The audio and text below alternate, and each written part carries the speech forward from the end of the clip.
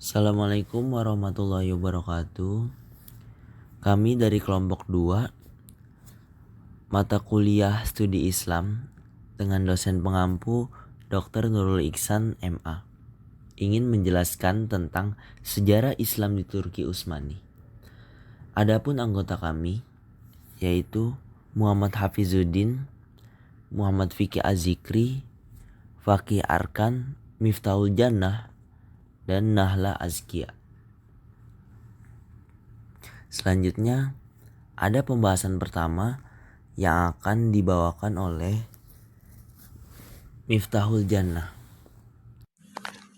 Pada pembahasan pertama, saya akan membahas tentang sejarah awal berdirinya Turki dan perkembangannya negara Turki atau yang kita kenal saat ini Republik Turki. Keberadaannya telah mengalami babakan sejarah yang cukup panjang, bermula dari berdirinya Kerajaan Turki Utsmani pada periode pertengahan. Keberhasilan mereka dalam memperluas wilayah kekuasaan serta terjadinya peristiwa-peristiwa penting merupakan suatu indikasi yang dapat dijadikan ukuran untuk menentukan kemajuan Turki dan sejarah perkembangan Islam di Turki. Pendiri Turki adalah bangsa Turki sendiri dari kabilah Tagik Oghuz, salah satu anak Turki yang mendiami sebelah barat Gunung Gobi atau daerah Mongol dan daerah utara negeri Cina yang dipimpin oleh Sulaiman. Dia mengajak anggota sukunya untuk menghindari serbuan bangsa Mongol yang menyerang dunia Islam yang berada di bawah kekuasaan dinasti Khawarizm pada tahun 1219 sampai 1220. Mereka hanyut di sungai Efrat yang tiba-tiba pasang karena banjir besar pada tahun 1283. Akhirnya mereka terbagi menjadi dua kelompok. Yang pertama ingin pulang ke negeri asalnya dan yang kedua meneruskan perjalanannya ke Asia Kecil. Pada saat itu Sultan Alauddin sedang menghadapi bahaya peperangan dari bangsa Romawi yang mempunyai kekuasaan di Romawi Timur. Periode ini ditandai dengan berangsur-angsur surutnya kekuatan kerajaan dan pecahnya wilayah yang di tangan para penguasa wilayah dari masa pemerintahan Ahmad sampai Mahmud. Pembahasan kedua yaitu tentang sejarah perkembangan Islam di Turki. Masa lalu perkembangan Islam di Turki. Masa lalu adalah masa ketika Turki sebagai kerajaan Islam atau masa-masa ketika Turki berada dalam periodisasi sejarah Islam. Mulai periode pertama tahun 1299 sampai 1942 Masehi sampai periode keempat tahun 1699 sampai 1838. Sebagaimana yang telah disinggung di atas, perkembangan Islam dalam masa-masa tersebut dapat dilihat dari segi perkembangan wilayah Islam. Hal ini berlangsung sekiranya sampai dengan masa pemerintahan Sulaiman. Untuk mendukung hal itu, Orhan membentuk pasukan tangguh yang dikenal dengan Ikhisyariyah. Pasukan Ikhisyariyah adalah tentara utama dinasti Utsmani yang terdiri dari bangsa Georgia dan Armenia yang baru masuk Islam. Daerah-daerah ini adalah bagian dunia Eropa yang pertama kali dapat dikuasai kerajaan Utsmani. Ekspansi yang lebih besar terjadi pada masa Murad I. Pada masa ini berhasil menaklukkan wilayah Balkan, Adrianopel atau sekarang bernama Edirne, Turki, Masedonia, Sofia atau ibu kota Bulgaria, dan seluruh wilayah Yunani. Ekspansi berikutnya dilanjutkan oleh putranya Bayezid I. Sultan Bayezid yang naik tahta pada tahun 1389 Masehi mendapat gelar Yaldirim atau Yaldrum yang berarti kilat karena terkenal dengan serangan-serangannya yang cepat terhadap lawan-lawannya. Tidak lama setelah itu, Abd al-Rahman al-Nasir di Spanyol menyatakan diri sebagai khalifah melanjutkan dinasti Bani Umayyah di Damaskus. Bahkan ia mencela para pendahulunya yang berkuasa di Spanyol yang meras cukup dengan gelar amir saja. Sifat dan karakter orang Turki yang selalu ingin maju dan tidak pernah diam, serta gaya hidupnya yang sederhana, sehingga memudahkan untuk tujuan penyerangan. Perkembangan lainnya adalah bahwa Turki Utsmani telah mampu menciptakan pasukan militer yang mampu mengubah negara Turki menjadi besar dalam penaklukan negeri-negeri non-Muslim. Pembahasan yang ketiga yaitu tentang sejarah berdirinya dan berkembangnya Kerajaan Turki Utsmani. Yang pertama, Kerajaan Utsmania masa Sultan Osman I. Pendiri kerajaan ini adalah bangsa Turki dari kabilah Oghuz yang mendiami daerah Mongol dan daerah utara negeri Cina.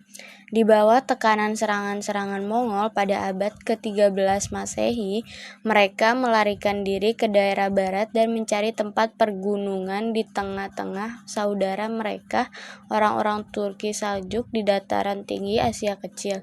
Pada saat itu, Utsman bin Ertugrul memproklamirkan berdirinya sebuah dinasti Islam dan mengumumkan dirinya sebagai Padishah Al-Utsman yang artinya Raja Besar Keluarga Utsman, hingga dinastinya dinamakan Dinasti Utsman pada tahun 699 Hijriah atau 1300 Masehi. Oke, selanjutnya pembahasan tentang Kerajaan Utsmania masa Sultan Orhan akan dibahas oleh saya.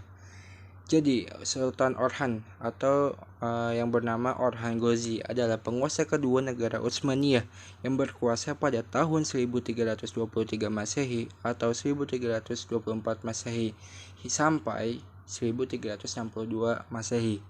Sultan Orhan lahir di Sogut sekitar tahun 1281 Masehi. Sultan Orhan sangatlah dekat dengan ayahnya, yaitu Sultan Osman I atau pendiri Turki Utsmani. Sultan Orhan mewarisi sifat kepemimpinan negara yang dimiliki oleh ayahnya. Sesuai tradisi bangsa Turki, dia mengusulkan kepada kakaknya, yaitu Alaaddin, bahwa mereka harus berbagi kekuasaan. Namun tawarannya itu tidak diterima oleh Alaaddin, dan pada akhirnya Alaaddin menjadi wazir atau menteri pada masa pemerintahan Orhan. Pada masa Sultan Orhan, dia melakukan perluasan daerah kekuasaannya dengan menyerang kawasan barat Laut Anatolia yang dikuasai oleh Kekaisaran Romawi Timur atau Bizantium. Orhan mengirim pasukan di bawah Konrad Alp ke pantai barat Laut Hitam, pasukan lain di bawah pimpinan Akweda menuju Kocaeli, dan pasukan lain untuk menduduki pantai tenggara Laut Marmara. Kemudian dia mengambil alih kepemimpinan Bursa hanya dengan jalur diplomatik. Kemudian komandan Romawi pelabuhan Bursa, yaitu Evronos, menjadi pemimpin pasukan berkuda Utsmaniyah, dan bahkan putra dan cucunya juga bekerja di bawah Utsmaniyah dalam menaklukkan berbagai daerah di Balkan. Andronikos III, yaitu atau Kaisar Romawi Timur, mengumpulkan tentara bayaran untuk menghadapi pasukan Orhan. Kedua pasukan bertemu di pertempuran Pelakanin pada tahun 1329 Masehi, dan pihak Utsmaniyah memegang kemenangan atas pertempuran tersebut. Lalu, kota Nicea takluk pada tahun 1331 Masehi. Setelah pengepungan 3 tahun, kota Nikomedia juga berhasil direbut pihak Utsmani pada tahun 1337 Masehi. Dengan dikuasainya Uskudar pada tahun 1338 Masehi, wilayah paling barat Laut Anatolia berada di bawah kendali Turki Utsmani. Pada tahun 1345, terjadi perang saudara di Kadipaten Karesi, salah satu kadipaten bangsa Turki di Anatolia saat itu, antara dua orang putra penguasa Karesi lama yang telah meninggal untuk memperebutkan kursi kepemimpinan kadipaten sepeninggalan ayah mereka. Sultan Orhan kemudian masuk ke tengah pertikaian mereka tersebut dan menghukum mati salah satu dari dua bersaudara itu dan menahan yang satu lainnya. Dengan demikian, wilayah Karesi menjadi wilayah kekuasaan Utsmaniyah. Dalam 20 tahun masa damai setelah penaklukan Karesi, Sultan Orhan memusatkan perhatiannya terhadap penataan lembaga sipil dan bersenjata. yang telah diperkenalkan Alaeddin untuk menjaga kekuatan internal Utsmani atau kekuatan dalam. Di sisi lain, perang saudara terjadi di dalam Kekaisaran Romawi Timur selama tahun 1341 sampai 1347 Masehi dan menguras sumber daya kekaisaran. Para pasukan dari kadipaten-kadipaten Turki kerap dipanggil untuk membantu mereka di Eropa. Bahkan Kaisar Yohanes yang ke-6 yang bernama Kantakaulenos mengakui Utsmani sebagai kadipaten terkuat di antara kadipaten Turki yang lain dan berusaha menggunakan kekuatan mereka secara permanen untuk kepentingannya. Demi meraih tujuan itu, sang kaisar menikahkan putrinya dengan Orhan. Meskipun terdapat perbedaan agama dan usia di antara mereka, pernikahan mereka dilangsungkan dengan megah di Selimbria sebagaimana dijelaskan oleh para penulis Romawi. Oke.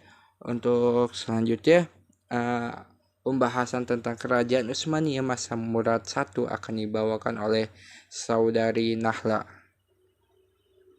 Kerajaan Utsmaniyah masa Murad pertama. Ekspansi ke Eropa dilanjutkan oleh Sultan Murad pertama, pengganti Orhan yang berkuasa pada tahun 761 hingga 189 Hijriah atau 1359 hingga 1389 Masehi.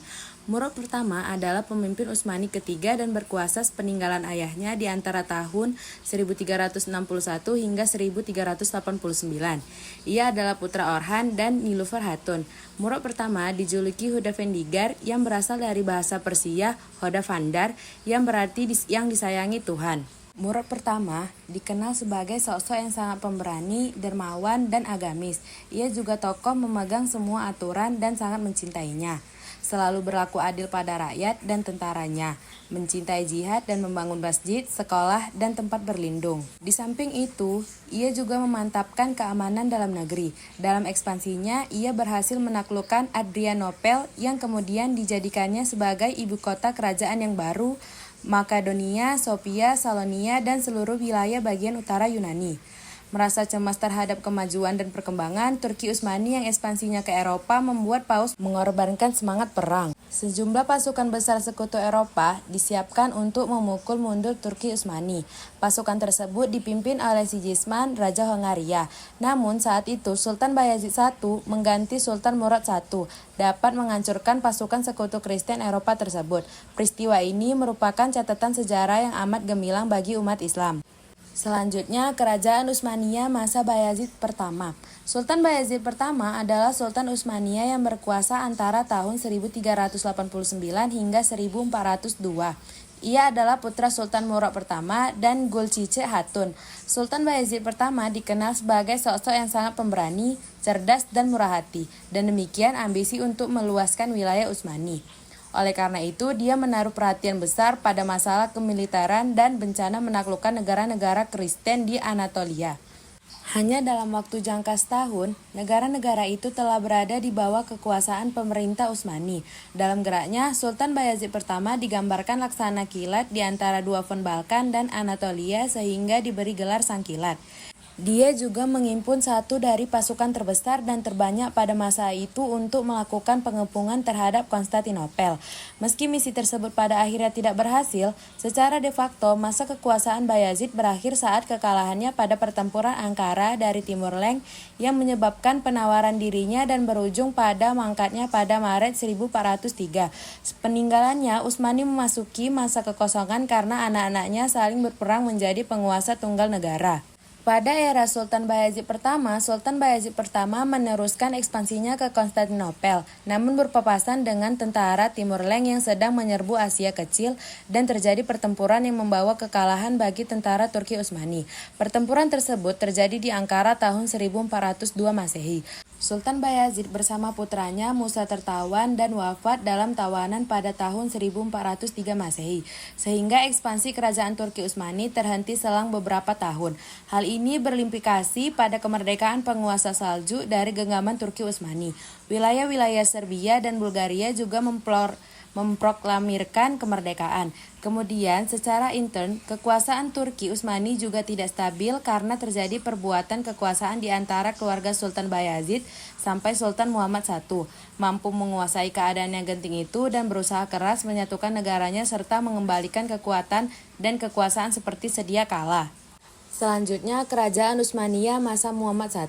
Mehmed Çelebi adalah Sultan Utsmaniyah yang berkuasa antara tahun 1413 hingga 1421.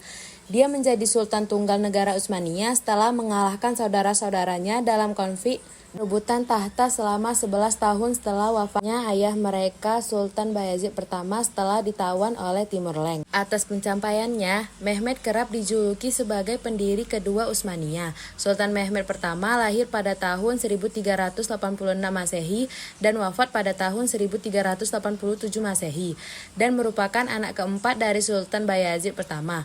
Utsmani mewajibkan putra-putra sultan yang sudah menginjak dewasa untuk dikirim ke salah satu provinsi untuk belajar memerintah. Mehmed dikirim ke Eyalet Rom.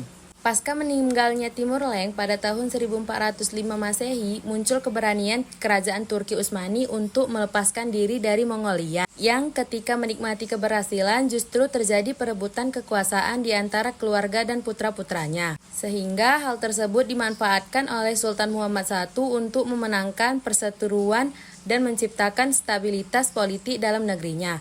Namun di samping itu, juga terjadi perselisihan dalam tubuh Turki Utsmani, yakni adanya perselisihan antara putra-putra Sultan Bayazid. Tapi setelah 10 tahun perebutan kekuasaan terjadi, akhirnya Sultan Muhammad I berhasil mengalahkan saudara-saudaranya, sehingga Sultan Muhammad I menjadi Sultan Turki Utsmani yang sah.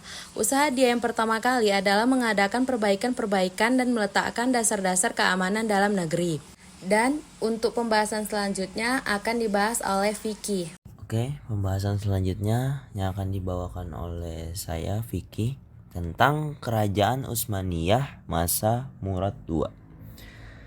Jadi dari Sultan Muhammad I itu diteruskan sebagai penggantinya itu adalah Sultan Murad II. Itu menjabat dari tahun 1421 Masehi sampai 1451 Masehi. Sultan Murad II ini juga lahir pada tahun 1404 dan menghabiskan sebagian besar masa kecilnya tuh di Amarsyah. Jadi pada tahun 1410, Sultan Murad II bersama ayahnya, Sultan Mehmed I, pergi ke Erdin yang merupakan ibu kota Utsmani pada saat itu. Setelah ayahnya naik tahta, Sultan Murad II ini ditugaskan untuk menjadi gubernur di suatu wilayah sebagai bekal untuk memerintah kelak nanti. Jadi Sultan Murad II ini tetap di Amarsyah sampai mangkat sang ayah pada 1421 dan menjadikan dia dinobatkan sebagai Sultan Utsmaniyah berikutnya di usia yang masih 16 tahun. Usianya masih muda tapi beliau sudah dinobatkan menjadi Sultan Utsmaniyah. Lanjut, Sultan Murad II ini kemudian menyatakan perang terhadap Republik Venesia, Kadipaten Karamangu, Serbia, dan Hungaria. Karamanglu ini dikalahkan pada 1428 Masehi dan Venesia menarik diri pada 1432. Menyusul juga kekalahan dalam pengepungan Salonika kedua pada 1430. Dan pada 1430 Sultan Murad II ini menaklukkan sebagian besar wilayah Balkan dan berhasil menaklukkan Serbia pada tahun 1439. Dan pada 1441 Kekaisaran Romawi Suci, Polandia dan Albania bergabung dalam koalisi Serbia-Hungaria. Dan Sultan Murad II menangkan pertempuran Varna pada 1444 Masehi melawan Janos Hunyadi, namun kalah dalam pertempuran Jalawas. Oke, pembahasan selanjutnya tentang Kerajaan Utsmaniyah pada masa Sultan Muhammad Al-Fatih. Siapa sih yang nggak tahu Sultan Muhammad Al-Fatih? Pasti banyak kan tentang novel-novelnya yang sudah tersebar yang tentang dia menaklukkan Konstantinopel. Jadi Sultan Muhammad Al-Fatih ini atau Muhammad II itu menjabat pada tahun 1451 sampai 1484 Masehi. Selanjutnya ada tentang kerajaan Utsmaniyah masa Sultan Muhammad Al-Fatih atau Sultan Muhammad II. Siapa sih yang gak kenal Sultan Muhammad Al-Fatih? Novelnya, filmnya tersebar di mana-mana yang dia menaklukkan Konstantinopel. Adalah benteng yang terkuat. Oke. Sultan Muhammad Al-Fatih ini atau Muhammad II itu menjabat pada tahun 1451 sampai 1484. Dan Mehmed II ini mengukir banyak pencapaian pada masa kesultanannya. Tapi yang paling dikenal itu adalah itu tadi, yang menaklukkan Konstantinopel pada tahun 1453 Masehi. Dan ini juga yang menjadikan Sultan Mehmed II ini atau Muhammad II dapat julukan Al-Fatih. Apa sih arti Al-Fatih itu? Al-Fatih itu sang penakluk. Dia dapat julukan itu karena dia menaklukkan Konstantinopel. Dan Sultan Muhammad II ini berhasil mengalahkan tentara Bizantium dan akhirnya menaklukkan Konstantinopel. Setelah penaklukan ini, Mehmed II ini memindahkan ibu kota Utsmani dari Edrin ke Konstantinopel. Dan dua keponakan pewaris Kaisar Konstantium 11, Palagos, akhirnya menjadi pelayan dekat Mehmed II ini. Dan akhirnya mereka berdua masuk Islam dan diberi nama baru Hasmurad dan Mesih. Dan seiring berjalannya waktu, Hasmurad diangkat sebagai gubernur Balkan, sementara Mesih ini diangkat jadi gubernur Gallipoli. Terus Kaisar Konstantinus 11 sendiri itu meninggal pada hari penaklukan Konstantinopel. Tapi tidak ada saksi mata yang selamat yang melihat kematiannya. Lanjut, penaklukan Konstantinopel itu dimulai pada awal April. Yang pada awalnya tembok kota dapat menahan pasukan Utsmani. Meskipun Sultan Mehmed telah menggunakan meriam yang dibuat oleh Orban, insinyur dari Transylvania. Dan dalam pengepungan ini, pihak Romawi Timur itu meminta bantuan dari barat. Tapi Paus yang ada di barat ini memberikan persyaratan agar gereja Ortodoks Timur ini bersedia bergabung dalam kewenangan kepausan di Roma. Sebenarnya pihak kaisar sendiri juga udah mengeluarkan maklumat untuk menyatukan gereja, tetapi dari masyarakat pemuka agama Ortodoks itu mengabaikan karena kebencian mereka pada kewenangan Roma itu. Dan sebagian besar penguasa di barat ini sibuk dengan urusannya masing-masing, akhirnya mengabaikan Konstantinopel. Pada April tanggal 22, Mehmed II ini menarik kapal perangnya ke darat, menaiki bukit di sekitar koloni Genova di Galata, dan ke pantai utara Tanduk Emas. 80 kapal diangkat dari Bosporus setelah membuka rute kurang lebih 1 mil dengan kayu. Dengan keadaan demikian, pihak Romawi mendapat menempatkan pasukan mereka di atas dinding yang lebih panjang. Jadi pasukan Romawi karena tersudutkan, akhirnya mereka ditempatkan di tempat yang dinding yang lebih panjang. Setelah sebulan kemudian, akhirnya Konstantinopel ini berhasil ditaklukkan oleh pihak Utsmani setelah sekitar 57 hari pengepungan. Setelah penaklukan Konstantinopel, Mehmed II ini atau Muhammad Al-Fatih menghukum mati Chandrali Khalil Pasha pada 1 Juni 1453. Setelah peristiwa itu, keluarga Chandrali ini kehilangan pengaruh mereka. Walaupun di dalam keluarga itu ada yang diangkat menjadi wazir agung pada masa kekuasaan Bayezid II atau putra Putra Mehmet. Dan Halil Pasha ini merupakan wazir agung pertama yang dihukum mati oleh Sultan. Dan dengan terbukanya Konstantinopel sebagai benteng pertahanan terkuat kerajaan Bizantium, jadi lebih mudah arus ekspansi Turki Utsmani ke benua Eropa. Jadi setelah penaklukan Konstantinopel itu jadi lebih mudah arus ekspansi Turki Utsmani ke benua Eropa. Selanjutnya ada Kerajaan Utsmaniyah pada masa Salim I. Sultan Salim I adalah penguasa Utsmani ke-9 dan berkuasa pada tahun 1512 sampai 1520 Masehi. Dan Sultan Salim ini dilahirkan di Amasya pada tahun 1470 Masehi. Dan pada kekuasaan kakeknya yaitu Sultan Mehmet II pada 1481, ayah Salim naik takhta sebagai Sultan Beyazid II. Watak kepribadiannya yang keras menjadikannya mendapat julukan Yavuz Sultan Selim atau keras, teguh, dan tegas. Dan pada masa Sultan Salim I, Turki Utsmani tidak melakukan ekspansi ke Eropa, tapi justru mengerahkan tentaranya ke Mesir, dinasti Mamluk, Persia, dan Syria. Dan pembahasan selanjutnya yang akan disampaikan oleh Muhammad Fakih. Oke, penjelasan selanjutnya akan dijelaskan oleh saya, Fakih Arkan Hakim. Kerajaan Utsmaniyah masa Sulaiman I. Usaha Sultan Salim I dilanjutkan oleh Sultan Sulaiman Al-Qanuni yang lahir pada tanggal 6 November 1494 di Trabzon, wilayah Laut Hitam. Ibunya adalah Khalid Sultan Aisyah Hafsah Sultan atau Hafsah Hanun Sultan yang meninggal pada tahun 1534 Masehi.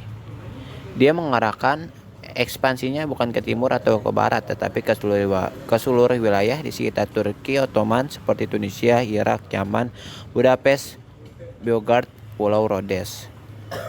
Dengan demikian, Turki Utsmani pada masa Sultan Sulaiman Al-Qanuni meliputi Asia Kecil, Armenia, Irak, Syria, Hijaz, Yaman, Mesir, Libya, Tunis, Aljazair atau semua dari Afrika, Hongaria, Rumania, Yunani, Yugoslavia, Albania, dan seluruh bagian Eropa.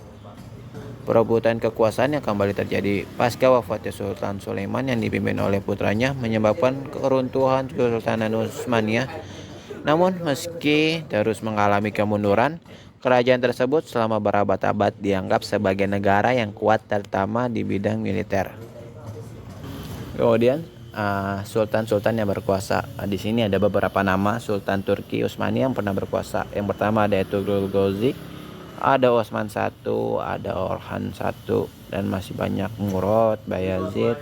Biasanya tuh nama-nama sultan diturunkan pakai nama ayahnya sih, jadi kayak cuma ditambahin 1 atau 2, kayak misalnya Muhammad I, Muhammad II, Murad I, Murad II. Lanjut sampai terakhir masa kesultanan dilanjutkan di masa Abdul Aziz, Murad V, dan Abdul Hamid. Kemudian yang terakhir masa kesultanan tuh di Abdul Majid II pada tahun 1922 sampai 1924. Kemudian ada beberapa faktor yang mempengaruhi kemajuan Turki Utsmani. Yang pertama itu ada aspek politik. Secara politis, keberhasilan ekspansi Turki sangat dipengaruhi oleh visi dinasti yang yaitu pelaku ekspansi Islam untuk melakukan pembebasan wilayah baru. Kemudian ada aspek militer. Di samping aspek politik, Turki juga memiliki kekuatan militer yang sangat kuat.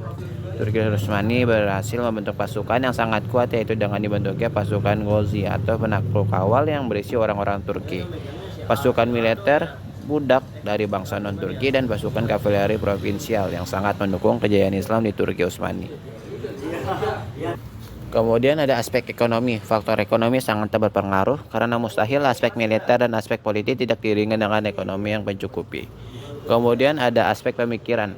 Dengan pemikiran orang-orang Turki Utsmani, mereka didasari dengan ideologi Islam yang meyakini semua hanya milik Allah Subhanahu wa taala dan segala perbuatan kita harus karena Allah Subhanahu wa taala.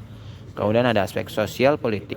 Turki Utsmani menjadi dinasti yang kuat karena didukung juga oleh struktur sosial politik yaitu yang kuat, yaitu askeri atau pendukung dan pelaksana pemerintah yang terdiri dari pasukan Gozi, yaitu orang-orang Turki yang menjadi tulang punggung penaklukan awal, dan para administrator negara yang kebanyakan pasukan kavaleri dan pasukan Jenisari atau sukarelawan non-Turki sebagai kekuatan infanteri dan artileri selain Gozi.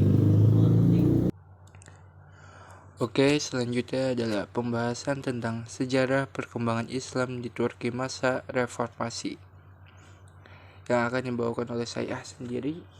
Oke, jadi kelahiran Republik Turki yang terjadi pada tanggal 29 Oktober tahun 1923 dan dipimpin oleh Mustafa Kemal atau Kemal Atatürk yang ditandai dengan bergantinya Turki ke masa reformasi dan berbentuk republik. Bentuk republik ini adalah perubahan Turki dari Imperium Utsmani menjadi Turki pada masa reformasi. Perubahan itu adalah keputusan Mustafa Kemal yang ingin membentuk Turki menjadi sebuah negara sekuler, modern yang didasarkan kepada kekecewaannya yang sangat mendalam terhadap sistem kekhalifahan yang terjadi pada sebelumnya.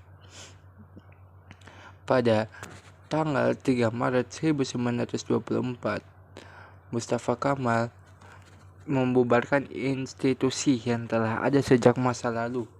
Sistem pemerintahan Turki pun berubah dari sistem dinasti menjadi sistem yang berdasarkan pada pokok populisme atau kerakyatan.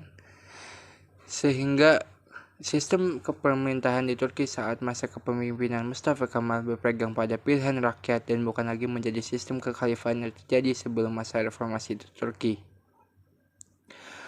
Sekilas biodata Mustafa Kemal Atatürk adalah dia lahir pada 19 Mei 1881 Masehi dan wafat pada 10 November 1938 Masehi.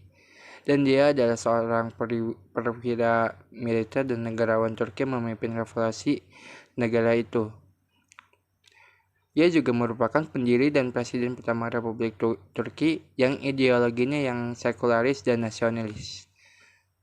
Oke, selanjutnya ada faktor-faktor yang menyebabkan runtuhnya Turki Utsmani.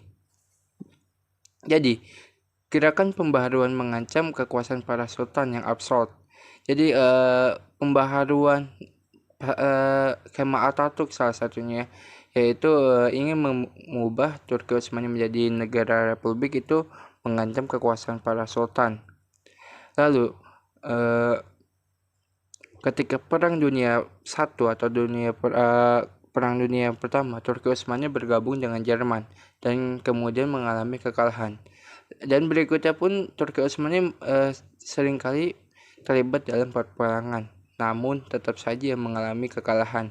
Sehingga banyak wilayah-wilayah yang awalnya itu berada di bawah Turki Utsmani atau termasuk Turki Utsmani, rakyatnya itu ingin melakukan pemberontakan, ingin memisahkan diri dari Turki Utsmani dikarenakan seringnya mengalami kekalahan terhadap musuh-musuhnya. Lalu kerajaan Turki Utsmani memiliki beberapa tanda-tanda dari berbagai hal yang menyebabkannya kalah atau mundur. Yang pertama, melemahnya semangat prajurit Turki Utsmani sehingga menyebabkan berbagai serangan yang dilancarkan musuh untuk merebut wilayah kekuasaan Turki Utsmani. Lalu yang kedua, dari kekalahan Turki Utsmani sebelumnya, banyak daerah dari timur yang sebelumnya dikuasai oleh Turki Utsmani melakukan pemberontakan dan meminta untuk berpisah dari Turki Utsmani. Adapun kemunduran Turki Utsmani tersebut di atas disebabkan oleh beberapa faktor sebagai berikut. Yang pertama, luasnya wilayah kekuasaan Turki Utsmani yang akhirnya tidak mampu dikendalikan dari pusat karena sistem pemerintah tidak lagi efektif seperti masa-masa sebelumnya. Lalu pemberontakan berkali-kali yang dilakukan oleh pasukan Jenisari.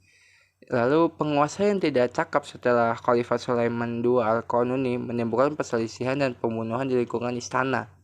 Lalu akibat kekalahan dari yang diderita oleh Turki Utsmani dalam sejumlah peperangan mengakibatkan perekonomian semakin terpuruk dari waktu ke waktu.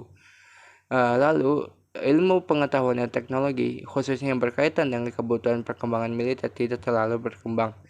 Dan yang terakhir, tumbuhnya gerakan nasionalisme yang ingin mengubah Turki Utsmani yang sebelumnya berbentuk kekhalifahan, ingin mengubahnya menjadi bentuk republik. Mungkin hanya ini yang bisa kami sampaikan tentang sejarah Islam di Turki, dari mulai berdirinya Islam di Turki sampai runtuhnya Islam Turki Utsmani. Mungkin cukup sekian. Wassalamualaikum warahmatullahi wabarakatuh.